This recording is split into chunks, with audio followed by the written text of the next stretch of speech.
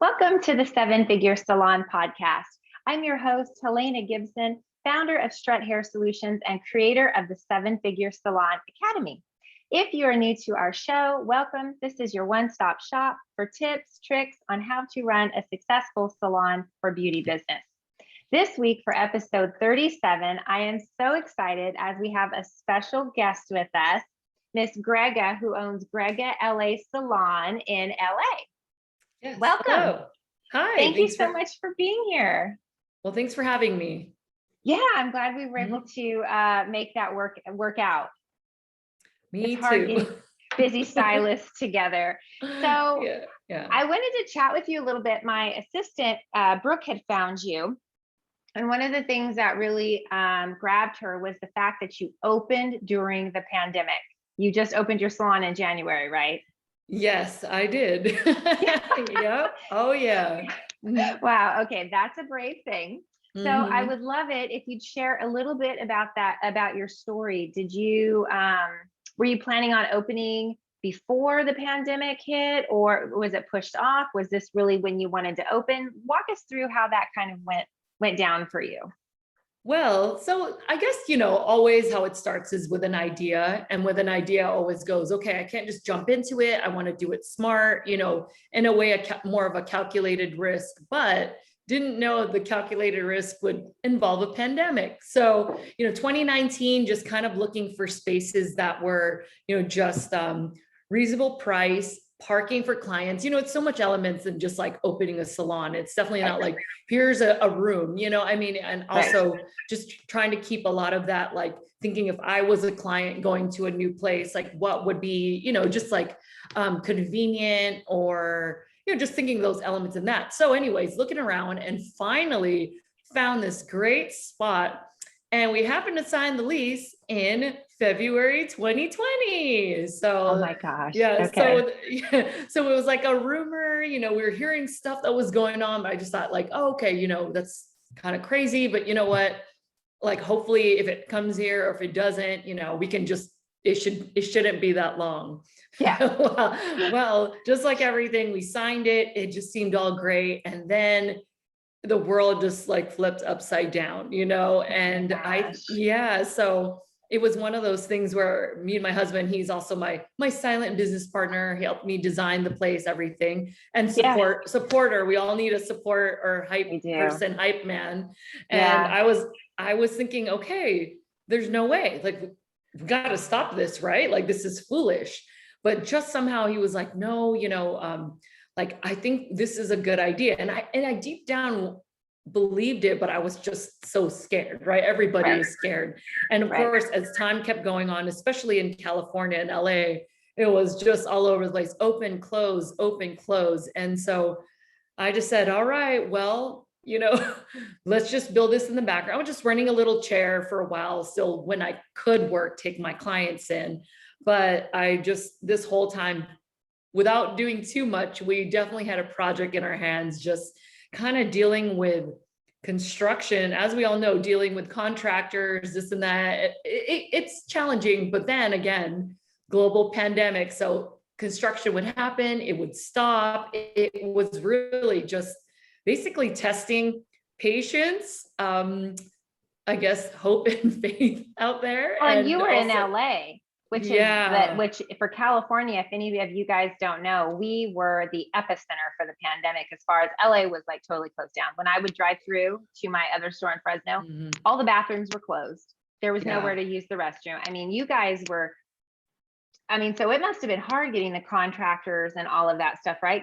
And then how did you sustain yourself? You had like a solo salon or something? You worked somewhere, because that was a whole year, right? Yes. And so same thing. It really, for the first time, I think anyone in hair, we used to be we are resilient. I do believe that, but we really had no problem dealing with really, I guess what you would say is layoffs, right? Salons never had to worry about layoffs.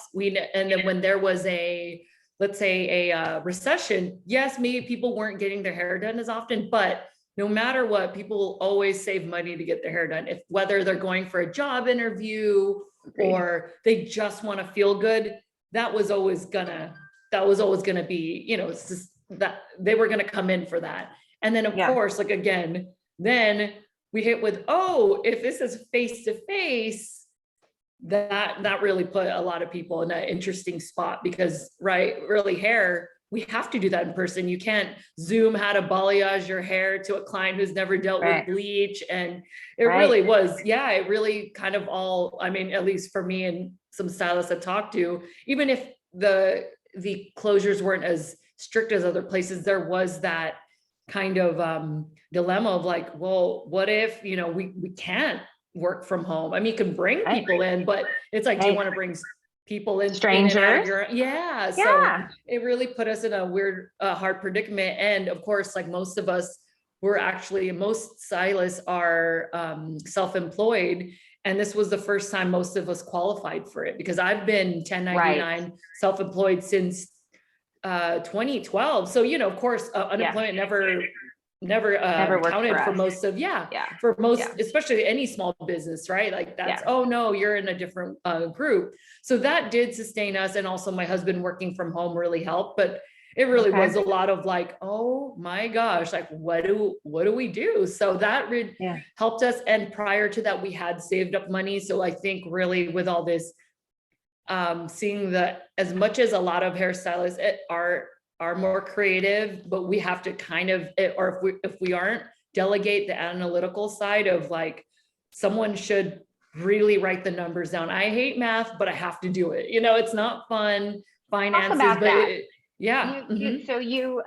so for anybody that's thinking about opening a salon now, or that has one, I find when I talk to salon owners, they don't all know their numbers. And you were saying your husband was your silent partner and stuff. So before you open and during the pandemic, if you had almost 12 months, like 11 months before you opened, what kind of discussions did you guys have? And did you have enough saved up to, you know, sustain you for a couple months, especially opening in January? The vaccine had just come out. I mean, we were closed for like 2 weeks in January. Oh yeah. So how did you decide to open then too? Why did you do then? I think what really helped was sitting down and breaking down the numbers. And I think it's not the fun part in our business. It really isn't. But if you're going to open up, you have to at least have an idea, because I think we're just like, woo, going to Cosmoprof, buying all these cool things. And, you know, and I've been there, but if we don't really, especially, well, okay, there's that.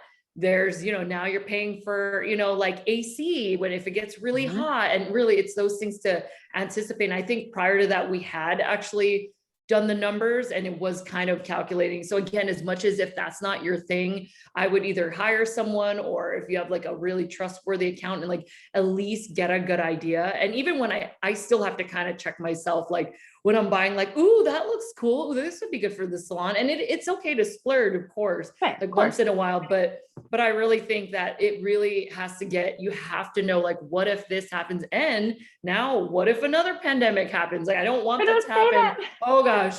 But I know, but I mean, you know, like it's going to become a new it is. protocol, or like a lot of jobs. That. And it's not, I mean, I would never, you know, wish that upon anyone to go through that ever. But I just think that it is kind of or maybe someone gets sick, you know, let's say not pandemic, or, you know, but what if like someone got injured or sick? And also with our field too, right? If someone breaks their arm snowboarding, you know, or whatever, you know, it really is kind of that. And again, with our business, we're lucky we get that money quick, but it's also just kind of putting that. So I think that really helped prior. So there were times where I'm like, oh my God, I can't, like, what am I? I'm crazy. And then it was nice. My husband would be like, the analytical side would be like, remember, we calculate, look at the numbers. I think you just have to kind of see it. Because if you're just kind of guessing, like, oh, I think it's like this plus this, is like, you have to get it, like, as they say, like either intentions or whatever, write it down because you really see it. And instead of just kind of guessing in your head, that's where you kind of come up with, you know, surprises that you don't want. So I think that really helps. Well, and you don't know the raw numbers, because I find that most of the salon owners I talk to will tell me, oh, I do $1,000 days, but they don't cut in what it costs them to rent the space, or, you know, the color, like you said, the electricity, all of these other things. So really what I find is most of them make minimum wage actually when they take everything out of it, which is why I created the 7-figure salon. And it's so funny that you naturally went there to the numbers with such a successful salon yourself, because it's so important that numbers are the most important, because if you don't have the sales, eventually you'll end up closing. Yeah. And I know most of us don't, because we are creatives, we're artists, but again, if that's not your thing, someone you trust, just handle it. And sometimes it is kind of like, you know what, I went a little like maybe later, if you're like, I want this cool neon sign for the salon. Well, those things are like almost $500 $20,000. Yeah, exactly. So it's like, and that doesn't mean you can't have that. It's just like, okay, like, what do I really need? Okay, maybe I'll budget for that. As much as we're like, no, I need this. If that's the one thing you'll spend on, fine. But it really, like you said, it's so important, because a lot of salon owners do end up dealing with that. And I think and I wanted to make sure from day one, even though it's not the fun part, I want to know these things every night or at the end of the week. Dedicate 30 minutes to an hour, just do your P&Ls, or like just figure out the stocks. Again, it really, at first I was just like, oh, it's so boring, but it's made me realize like, no, I actually no, because later on, I'd really like to do this for the salon and the stylist. I'd rather put that there. Then you make good, happy stylists, and then they produce you more work instead of just buying random things. And, it's such a whole. So I think it's just keeping that in mind and, just remembering that. Mm-hmm. And tell me why you opened in January. That was the second part to my question. What made you pick that time? Why? Because literally they're like, by the way, within 2 days, LA can open. I'm like, oh, okay. I think we're ready. So prior to that, in last year, when all the cases were going up, salons were closed again, or at least in LA in December. And I even heard in like Europe too, they were all shut down, for a while. So I thought, you know what, this is a perfect time. I gave my notice to my other place. Normally I would give a 2 weeks notice, but technically we couldn't open. So I figured, you know what? This is, the usual, hi, I have to reschedule everyone. Every client was kind of knowing how it went with the on and off closures. So I realized, okay, you know what? I don't know if they're going to let us open in a month, 3 months, 4 months, but when they say we can open, I'm ready. And it just timing wise, the salon build out was pretty much done around December. Getting there. Yeah. So it was just kind of a weird timing. I thought, you know what, when I want to make sure it's completely ready. Cause as we know, construction, I could keep talking about the salon, but it was like, here's this gaping hole that might eventually be a sink. I wanted to actually, besides talking about it, I wanted something to show for it. So, so once, let's just focus on building this and figuring out the best way to slowly launch it, because you just don't open, or you can, but I wanted to also, just because we're open, I wanted to provide an experience. I didn't just want to be makeshift, oh, dunk your head in the sink. I wanted it to be ready. Yeah. So, and so, once they said it was basically wrapping up, we were pretty much done building by mid-January. So I think January 20 something, they said salons can open. I said, all right, here, and all my clients, guess what? Your appointments are still there, who had rescheduled, but it will be at this new place. So it actually just and then it just took off from there. I just thought okay, well, I guess I'll just say I opened, and the explosion from something that was a really, hard time for everybody and unsure, ended up just being a very positive, uplifting thing. So many people were coming out to support, when people say, oh, people came out of the woodwork, usually it's a bad thing. It was a good thing. People I just had no idea coming out, oh, I just want to send everyone over. And, nice. I want to, and everyone was coming out, and it was more than just words. People were really our friend Gregga opened up a salon, and then at first it was me and another girl, started working too. I was to the point where, and again, not a bad problem to have, I was going, oh my God, we were getting 30 text messages, not just for me, but hey, there's a new salon, and the neighborhood was really excited. The community were what neighborhood are you in? It's called Glassell Park. So it's in right by Atwater Village in LA, kind of by Eagle Rock. And, and it's a lot of young families. It's a lot of people, young professionals. And it was just people coming in. I didn't think I was going to get any walk-ins. I'm just going, here's a card. Oh my God. So it just it was like overwhelming. And also I think everyone needed their hair done. Everybody too, did. right? And a lot of people left out of hair. I found that people were Yeah. trying new places. We got a lot of new clients. And then when we first opened, you couldn't work on multiple clients at one time. So then people would try new salons. So I feel like a lot of us got extra clients as well. And people were, you are so correct. They're so generous and so like supportive and just happy that we're all here still. Yeah. And you just which saw is like, really nice. Yeah. And people just really wanting to support small businesses and realizing how much salons really did suffer. And, you know, like where some were like, oh, you know, and again, everyone went through something, but it was like they, if anything, made more money just working from home. So it's like, hey, look, if salons did end up kind of raising their prices, or, you know, your appointment will take longer because it isn't a touch up.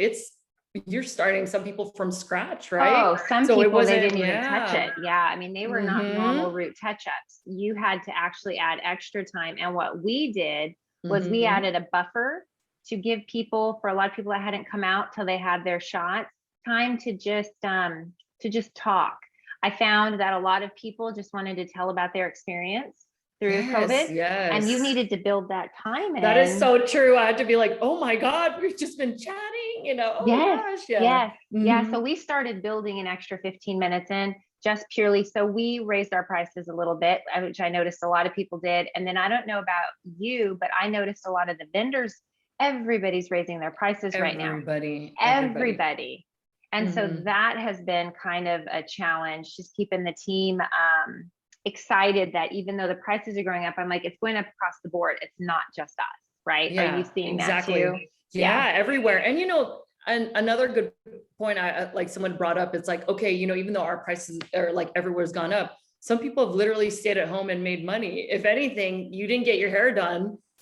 Those times you could have went in for your appointments. You didn't. So even though it's you've more, got money.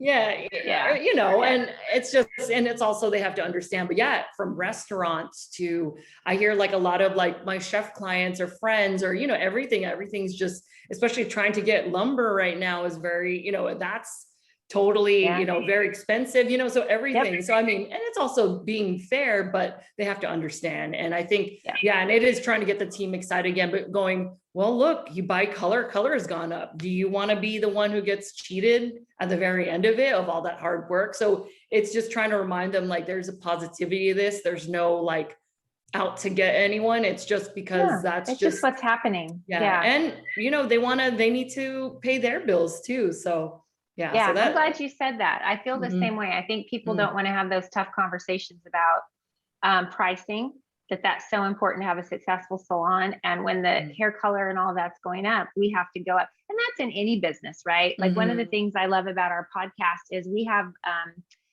small business owners from all different lines, because my background is actually in auto repair. So we attract, I owned an auto repair shop. So we attract a whole group, because all of the stuff that I like to talk about on our show basically is any business you have. When parts go up or when labor goes up, I mean, all of that stuff affects no matter what kind of business you have, even if it's not a salon. So I had a couple questions about basically, since you just opened, you're basically at 6 months now. What are some of the things you learned when opening your salon that might help? And even if it was a different business, it could be kind of generic of when you open, what did you learn from that? What I learned, well, what we talked about earlier, is definitely getting the numbers, or at least having a decent idea. Two, get a good accountant, like, or just one of those, again, like the boring stuff we're not in it for, but so important. Hire one of those, because you just definitely don't want to be surprised by the end of the year. You know, oh my God, what? Or where's all this money going to? So that, and I would say just learning to constantly like pivot and change. Like, I know change is hard sometimes, but as we've seen, I mean, if people still want to continue how it was back then, there's some work ethics that are always going to be, you know, like, important, and, you know, it's repeated, it's cliche, but for a reason. But then there's also like, you have to, right? If you're still not going with the times, you could still, I just feel like you'll get left behind, you know, especially how things have rapidly changed. And like, you have like touchless, this and that, like, sure, cash is important too, but at the end of the day, like if you don't pivot with what's going on, or at least try to like want to evolve in the business, you'll get left behind, Yeah. Well, and listening to what your clients want, like you said, with the touchless, people don't want to touch. So we even did that, the end of last year, we got new credit card readers, which have the touchless now. I mean, people don't want to hand it over and so forth. So that was really good. Now, what are some of the things that you would do differently if you had to do it again? Let's see. I know. What would I do differently? What was a struggle that you didn't anticipate that maybe somebody else could learn from? I think learning how to delegate more. I think as like, I guess as owners or entrepreneurs, we want to do everything ourselves. And not that we're incapable, but it's like, you just get so spread out, so thin. And it's like learning like, okay, you know what, I cannot do this. But then it's like, oh, you know what, I'll do it myself. Like I tend to want to always like, you know what, it's okay, I got this, but it's like 50 other things I got to do. So I think it's learning how to like properly delegate. And just like the little tasks, not that they're not important, but it's like, there are bigger things that we should be working on. And I think and I still have to kind of, catch myself doing it, but it's really learning how to like delegate, like, okay, can I just have her do this instead of me having to do this while and really you get to focus on the right task. So I would say that's one thing I've been learning. And let's see, what would I do differently? Okay. Let's see.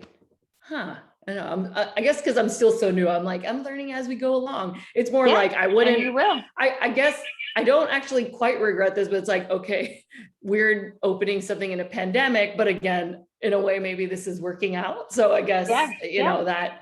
I used to think that I was like, oh my God, what am I doing? But in the beginning, because it was just so unsure. And also I think getting a better system for appointments, which we finally did. At first I was doing the like texting, and at first I liked it. I thought, oh, like it's so good personal. Because I know who's there, and by all means that is still important, but I started to, and I guess maybe that goes with delegation, is that I was afraid of online booking because I didn't want the client just clicking like tint touch up. Oh, I get in that spot and it's a whole color correction. So it was like, but it was also like, do I need people texting me at like 11 p.m.? Some people just like, I thought of this. They do.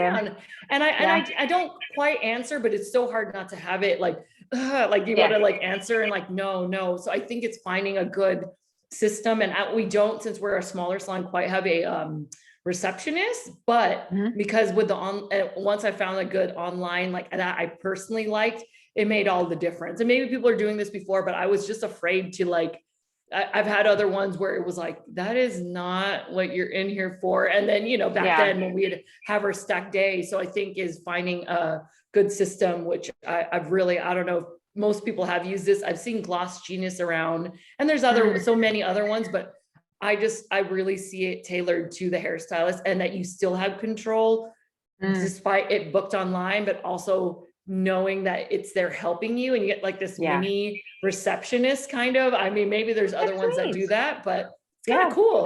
So I think I would say that. We've had the same problem with us where they book the wrong thing, and I don't know how you can tell, but we have a hard time when it's a new client. So we've got all of our regulars educated to know where to go in to book their slot, because it says returning client. So and then it pulls up their history. Right. But with new ones, they pick the wrong thing all the time. And it's just, it's very hard with the online, but they do. And I see the times that those come in, because I get an email every time, just so I can keep an eye on both of the stores when they're coming in. Absolutely. They're all hours. Like you said, like 11 o'clock at night, I guess they just decided, I think I want to get my hair done this week. Yeah. So it's kind of funny.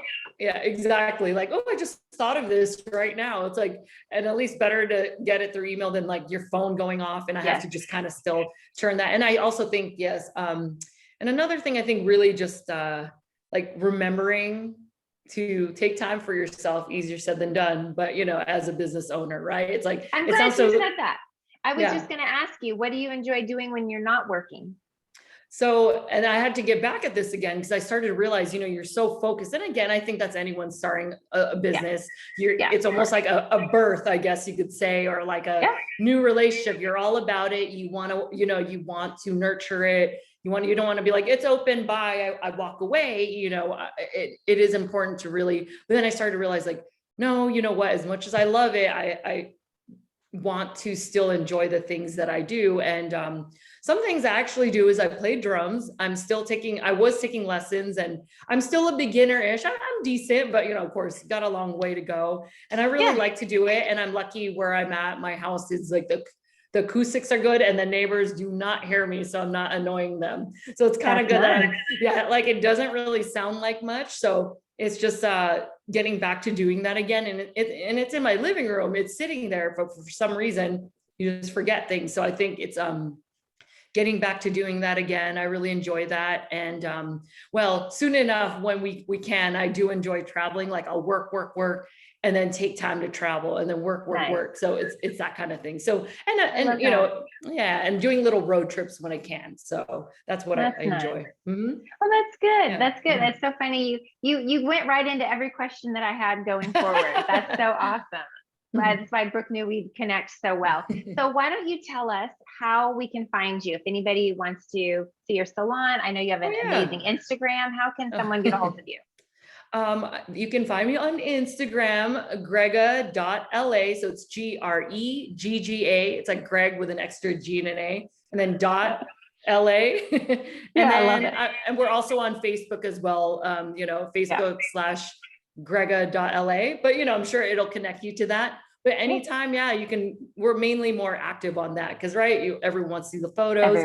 We also have a website. It's www.Gregga.la. So you have a great website too. Thank you guys check her out, follow her page. She has an awesome page. She posts really great content. You have great pictures and stuff. And if you got massive value from this episode, please leave us a review and hit subscribe. You don't want to miss an episode. Sometimes we have guests, sometimes we have our coach Kayla on with us. And if you'd like to go deeper with my team on some of the stuff that Gregga was talking about, your cash flow charts, making sure you have the right accountants, the booking systems and so forth, we can go through all of that with you. You can book a free 30-minute call at the7figuresalon.com. And we'll see you next week with another episode of the 7 Figure Salon podcast. Thank you guys. Bye. Bye.